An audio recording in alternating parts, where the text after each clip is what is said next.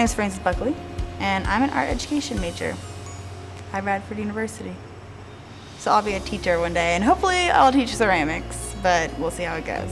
Well, you start with a clay body that usually people have taken a lot of time to formulate.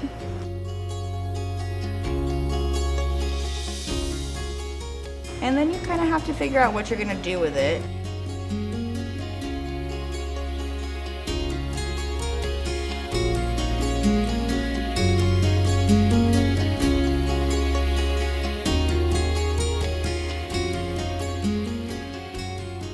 Most of these have been thrown on the wheel, but I also do other stuff like slab building, which you roll out a slab and then you can make stuff out of it. And after that, you let it dry. You put all the finishing touches on it. If it's on the wheel, you're gonna flip it over and trim it. Then it gets bisque fired, which takes probably 24 hours. So it's just lightly fired. And then you go and you put wax on the bottom of it and you dip it in giant buckets of glaze, which are kind of like liquid glass. And then it goes into a second firing, which is at a much higher temperature. And then you get final pieces like this with shiny colors. And then it's solid, it's a piece of stone. You basically just made it stone.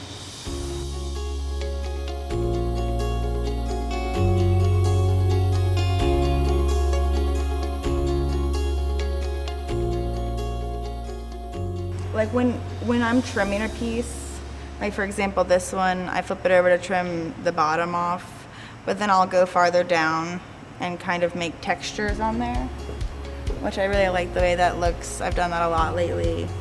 But then I also love flowers, so you know, you can carve into it. A lot of people say you shouldn't because it can stress out the clay and cause cracks, but I think it's really worth it for me personally. I also add like little embellishments, like this is a leaf handle. And I like how they're not perfect. Like this is the seam of where it got folded.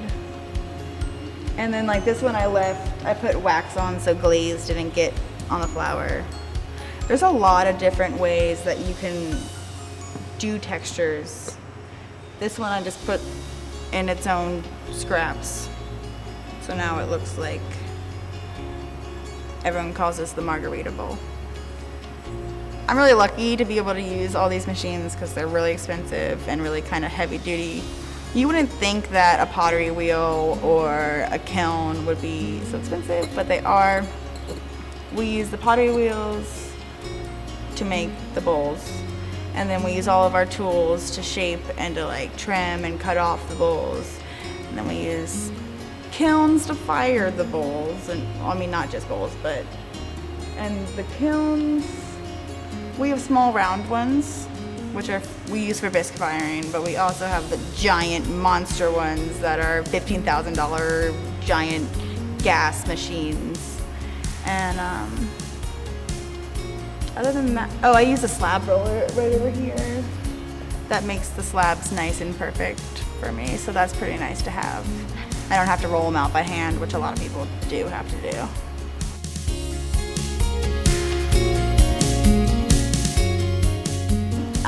I love ceramics because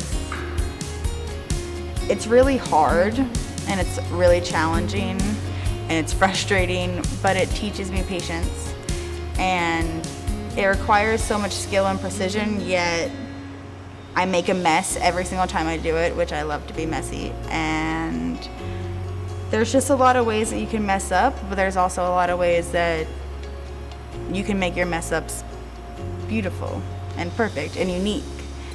It's kind of like handwriting.